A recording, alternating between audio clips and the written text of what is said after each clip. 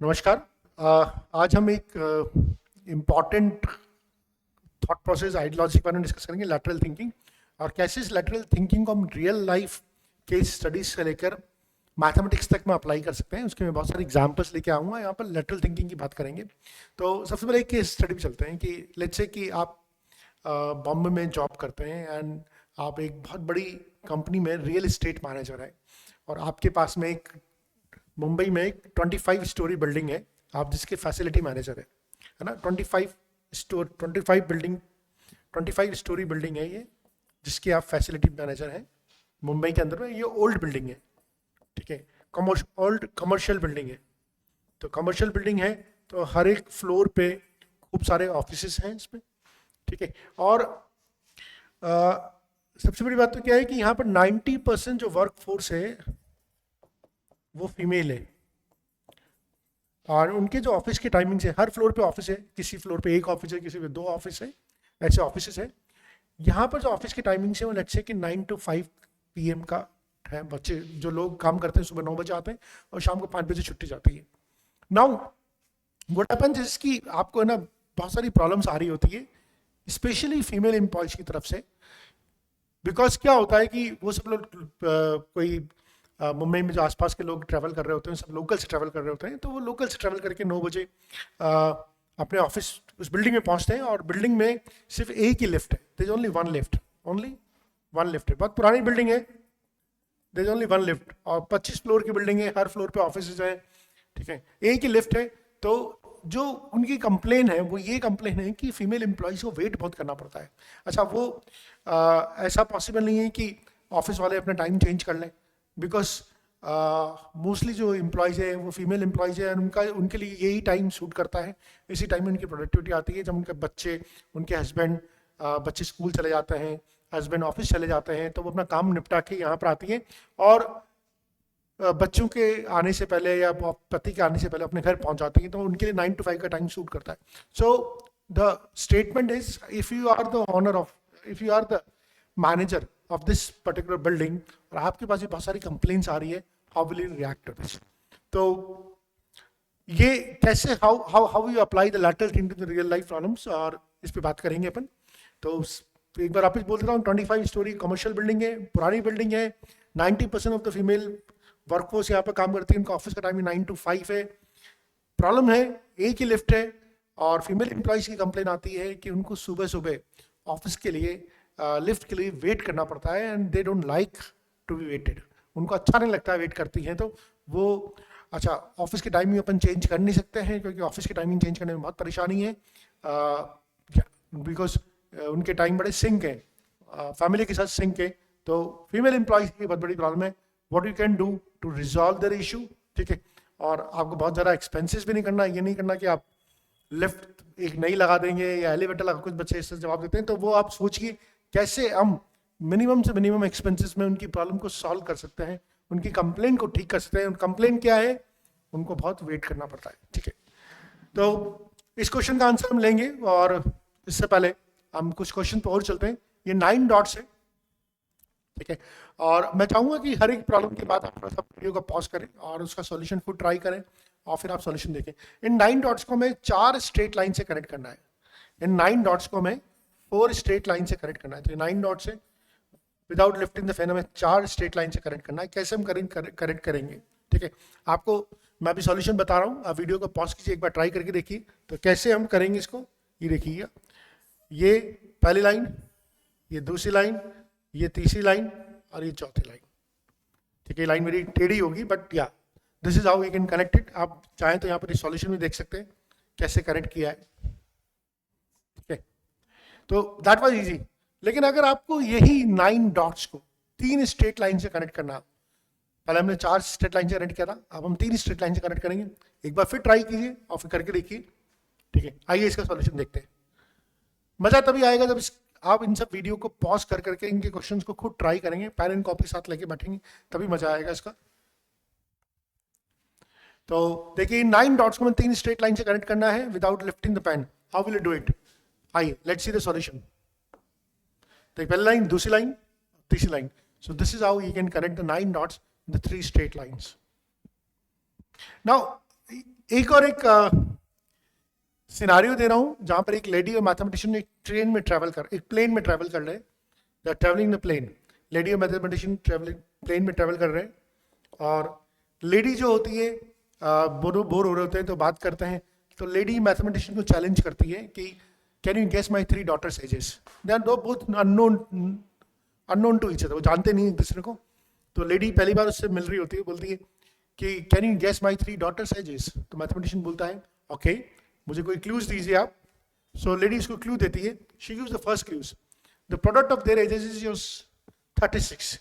मतलब उसकी जो 3 daughters है उन तीनों की प्रोडक्ट का जो प्रोडक्ट है, एजेस का जो प्रोडक्ट है वो 36 है। मैथमेटिशियन बोलता है I can not find the ages, I need one more clue. And ladies gives another clue, the sum of their ages is your seat number. The product 36 बता दिया, sum of their ages is your seat number, जिस seat पे mathematician बैठा हुआ था। अब third है, mathematician still बोलता है कि नहीं I can still find out, वो उसकी बात पे कंफ्यूज है, और वो एक और क्लू पूछता है। एंड लेडी बोलती है my youngest daughter has got blue eyes, now mathematician says I got their ages. So this is the question, if अगर आप उस मैथमेटिशियन की जगह होते तो what would be your answer? The question is what is the seat number and what are their ages. What is the seat number and what are their ages. ठीक है, तो ये थोड़ा सा जो थर्ड क्लू है ये बड़ा इंटरेस्टिंग है। My youngest daughter has got a blue eyes. ठीक है, तो देखिए इवेंट की जो सबसे पहले तो आपको अपनी तो उसकी तीनों डॉटर्स के एजेस को गेस करना है। उसने बोला clue my daughters ages is 36। Now 36 है प्रोडक्ट, तो 36 प्रोडक्ट कैसे आ सकता है? 1 1 36, तीनों डॉटर्स के एजेस का जो प्रोडक्ट है वो 36 है। तो या तो दोनों डॉटर 1 1 हो और 36 ऐसे आ सकता है। फिर आ सकता है 1 2 18 में भी 36 आ सकता है। फिर 1 3 12 में भी आ सकता है। फिर 1 4 9 में भी आ सकता है। फिर 1 6 6 में भी 36 आ सकता है नहीं आ सकता? ये देखिए इन सब में 36 आ रहा है। तो फर्स्ट क्लू के बाद उसके दिमाग में इतने सारे कॉम्बिनेशन चलते हैं, इनफैक्ट और भी कॉम्बिनेशन बन सकते हैं। देखिए आप और भी कॉम्बिनेशन बनाने की कोशिश करते हैं। 2 2 9 ये भी 36 आ रहा है। ठीक है, और क्या बना सकते हैं? और भी बना सकते हैं 3 3 9 4 36। आइए देख लेते कितने सारे अपन कॉम्बिनेशन बना सकते हैं। ठीक है, ये तो क्वेश्चन है, और आइए ऑप्शन देखते हैं अपन कितने सारे कॉम्बिनेशन बन सकते हैं। देखिए इतने सारे कॉम्बिनेशन बन सकते हैं। 1 1 36 1 2 18 1 3 2 1 4 9 1 6 6 2 2 9 2 3 6 3 3 4। ठीक है, तो फर्स्ट क्लू के बाद में मैथमेटिशियन के दिमाग में सारे के सारे ऑप्शन आए होंगे, तो ऑब्वियसली वाज कंफ्यूज। अब देख लेते हैं कि इसमें सम क्या आ रहा है। आप देखिए सम आ रहा है, हर केस में निकाल लेते हैं अपन सम को, क्या क्या सम आ रहा है। तो आप देखिए सेकंड क्लू के बाद भी अगर लेट्स से उसका सीट नंबर 38 होता, क्योंकि सेकंड क्लू क्या था? The sum of their ages is seat number. अगर उसका सीट नंबर 38 होगा तो 38 तो एक बार ही आ रहा है, वो सीधा बता देता है कि उसकी डॉटर्स के एजेस का सब प्रोडक्ट, उसकी डॉटर के एजेस क्या है 1 1 36। लेकिन उसको सेकंड क्लू के बाद में थर्ड क्लू की जरूरत क्यों पड़ी? बिकॉज लेडी ने बोला था the sum of their ages is your seat number. क्या कोई ऐसा सीट नंबर है जो 2 बार आ रहा है? Yes, 13 is the seat number जो 2 बार आ रहा है। एक 13 पे इसकी डॉटर की एजेस आ रही है 1 6, एक 13 पे उसकी डॉटर की एजेस आ रही है 2 2 9, और दोनों ही 13 का सीट नंबर बता रहे हैं। यानी इसकी डॉटर के एजेस सेकंड क्लू के बाद 166 भी हो सकती थी, 229 भी हो सकती थी, तभी मैथमेटिशियन ने थर्ड क्लू मांगा। And third clue says my youngest daughter has got a blue eyes. My youngest daughter, क्या इसमें कोई यंगेस्ट है क्या? इसमें तो 2 लोग सेम है, यंगेस्ट नहीं है, 2 लोग यंगर है। जबकि अगर 166 की बात करता हूँ, 166 की बात करता हूँ, उसमें यंगेस्ट कौन हो गया? यानी उसकी एक बेटी 1 साल की थी और 2 बेटियां उसकी 6 साल की थी। जबकि इस केस में 2 बेटियां 2 साल की थी और एक बेटी 9 साल की थी, लेकिन इसमें यंगेस्ट को डिफाइन नहीं कर पाएंगे। तो देखिए मैथमेटिक्स में भी थोड़ा सा इंग्लिश का यूज हो रहा है इसमें, इसलिए इसका जो करेक्ट आंसर होगा 166। इसका मतलब है कि मैथमेटिशियन का सीट नंबर क्या था 13 और डॉटर की एजेस क्या थी 166। तो बहुत अच्छा क्वेश्चन है, और कैसे आप एक कॉम्प्लिकेट कॉन्सेप्ट को लैटरल थिंकिंग के थ्रू तोड़ के सॉल्व कर सकते हैं, उसका एग्जाम्पल था। Hello hello, yes. सो ये हमें मिल गया है सीट नंबर 136। आइए एक और सवाल करते हैं। ये बड़ा इंटरेस्टिंग सवाल है। एक ट्राइंगल है, राइट एंगल ट्राइंगल है, उसका बेस है 17 सेंटीमीटर, हाइट है 13 सेंटीमीटर, और हमने क्या किया हुआ है, उसको 6 इक्वल पार्ट में डिवाइड किया हुआ है। तो दिस इज, ये जो रेड लाइन्स है 1 2 3 4 5 और 6 रेड लाइन्स को इक्वी डिस्टेंस पे हमने ड्रॉ किया हुआ है, और हमसे पूछा है, क्या पूछा है, लेट्स सी फाइंड आउट करते हैं। तो 6 red lines are place equidistant from each other on O A, यानी कि इस लाइन पे किया हुआ है, और इनके टॉप जो होते हैं ये ए और बी को लाइन जो ज्वाइन करते हैं उसको लाई करते हैं। हमसे इन सब लेंथ का, इन सब रेड लेंथ की जो लाइन्स है इनका सम पूछा है।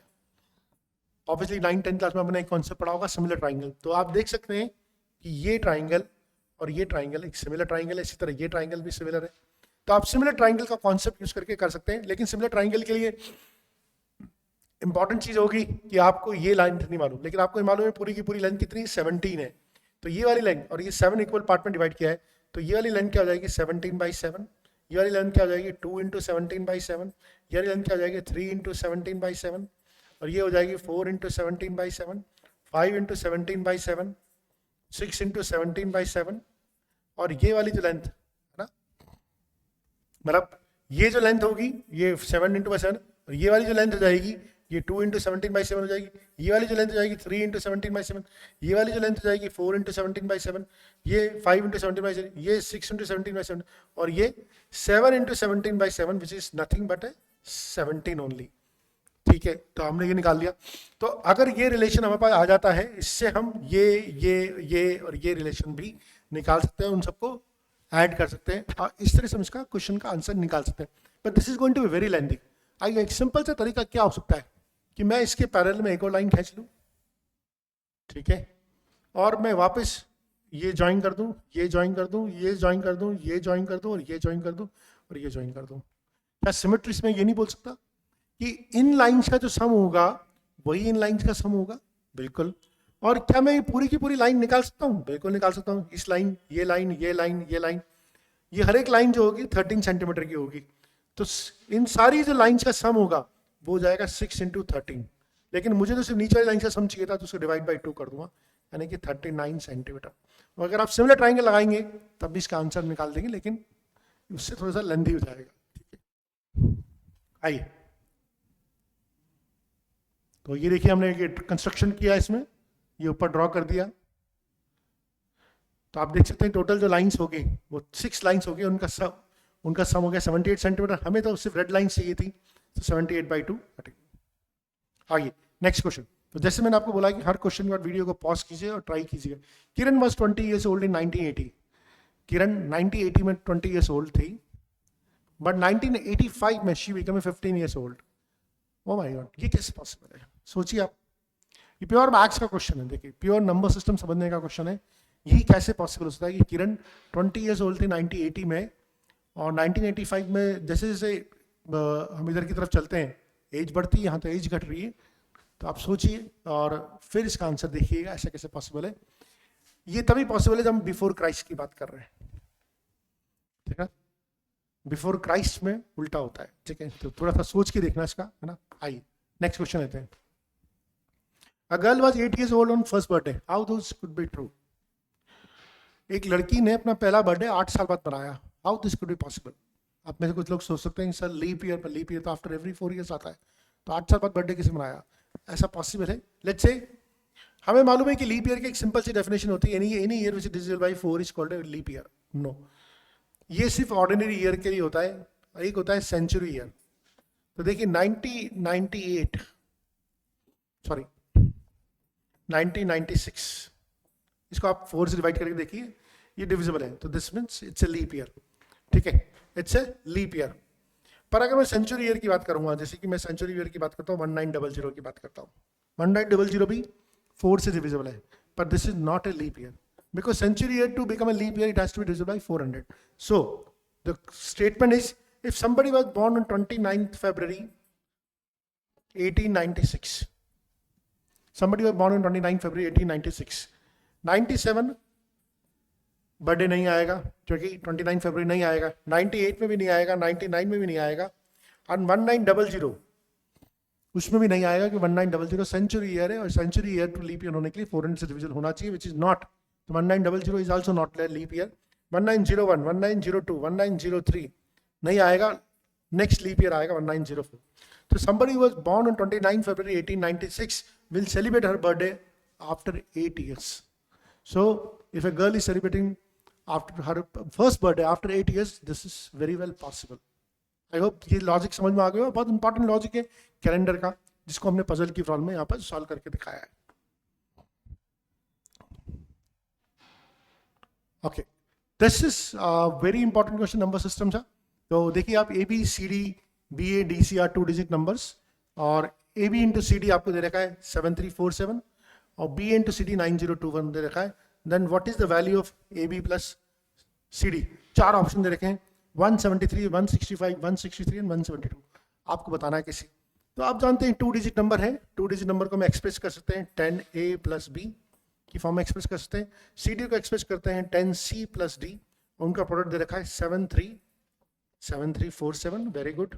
और फिर वापस 10BA यानी कि 10B प्लस ए, और वापस कर देंगे 10C plus D equal to 9021। ये इक्वेशन बन जाएगी हमारी, इक्वेशन 1 है, ये इक्वेशन 2 है। इनको डिवाइड करेंगे, कुछ कुछ लगाएंगे, और फाइनली हमें ए बी और सी डी की कुछ वैल्यू मिलेगी, उसको पुट करेंगे और आंसर निकाल लेंगे।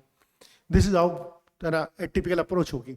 लेकिन अगर आप इसमें ऑप्शन को ध्यान से देखेंगे तो आपको आंसर मिल जाएगा।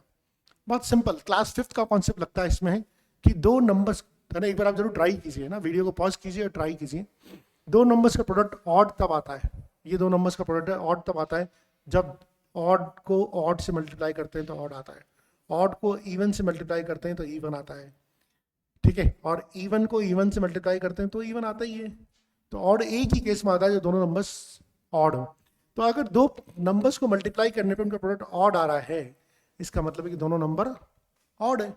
इसका मतलब क्या है? दोनों नंबर ऑड है, और ऑड प्लस ऑड का सम हमेशा इवन आता है। ऑड प्लस ऑड का सम हमेशा इवन आता है। तो इसका आंसर कुछ भी हो, हमें मालूम है ऑड प्लस ऑड हमेशा इवन आता है। क्या ये इवन है? क्या ये इवन है? क्या ये इवन है? नहीं है, यही एक इवन है। सो 172 इज द राइट आंसर।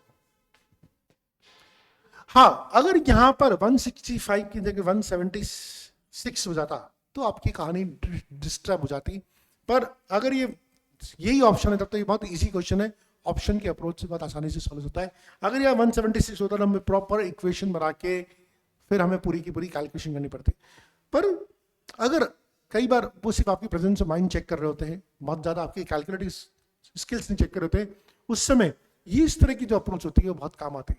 ठीक है, आइए और इस सवाल लेते हैं। चलिए एक बार इसको ट्राई कीजिए। What mathematical symbols can be put between 5 and 9? क्या मैथमेटिकल सिंबल पुट करें to get a number bigger than 5 and smaller than 9? आप ऐसा मैथमेटिशियन सिंबल पुट कीजिए जिसकी वजह से 5 से बड़ा नंबर आए और 9 से छोटा है। तो 5 into 9 नो, 5 डिवाइडेड बाई 9 नहीं, 5 डिवाइडेड बाई 9 तब भी नहीं आएगा। 5 से बड़ा और 9 से छोटा नहीं आएगा। क्या सोच सकते हैं? और 5 प्लस 9 नो, 5 माइनस 9 नहीं। क्या ऐसा मैथमेटिकल सिंबल पुट करेंगे नंबर 5 से बड़ा है और 9 से छोटा है? वीडियो को पॉज कीजिए और ट्राई कीजिए।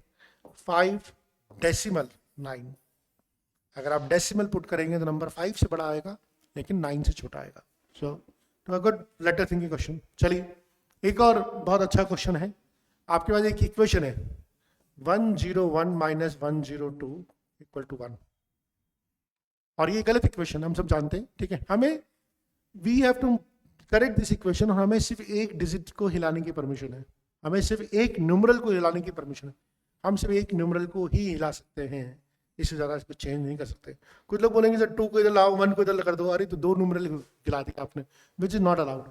ये 2 को इधर लिया है 1 को इधर लिया है तो इक्वेशन सही हो सकती है, लेकिन हमें सिर्फ एक ही न्यूमरल को हटाना है। तो हम कैसे इस इक्वेशन को सही करें? वीडियो को पॉज कीजिए, बहुत अच्छा क्वेश्चन है, एक बार खुद ट्राई कीजिए। डायरेक्ट सॉल्यूशन देख लेंगे बिल्कुल मज़ा नहीं आएगा। तो देखिए ये 101 है, और ये कई बार हम शिफ्टिंग सिर्फ हॉरिजॉन्टली सोचते हैं, लेकिन वर्टिकली सोचिए। ये 2 को अगर मैं ऊपर ले जाऊं, यानी कि इसको मैं 10 का स्क्वायर बना दूं तो इक्वेशन मेरी सही हो जाएगी। 101 माइनस 10 का स्क्वायर, 10 का स्क्वायर क्या होता है 100, तो 101 minus 100 equal to 1. So this is how we can do it. So this was lateral thinking questions. I hope आप तो हमारे और इस तरह के क्वेश्चंस के लिए आप हमारे चैनल को सब्सक्राइब कीजिए, जहाँ पर हम और इस तरह के क्वेश्चन लेके आएंगे. और धीरे धीरे जल्दी मैं अपना एक लैटरल थिंकिंग की, क्रिएटिव थिंकिंग पर पूरा का पूरा कोर्स लेके आ रहा हूँ, जहाँ पर बहुत ज़्यादा रिडल्स के थ्रू आपको प्रॉब्लम सॉल्विंग अप्रोच बताई जाएगी, पजल्स के थ्रू प्रॉब्लम सॉल्विंग अप्रोच बताई जाएगी. That's all. Thank you.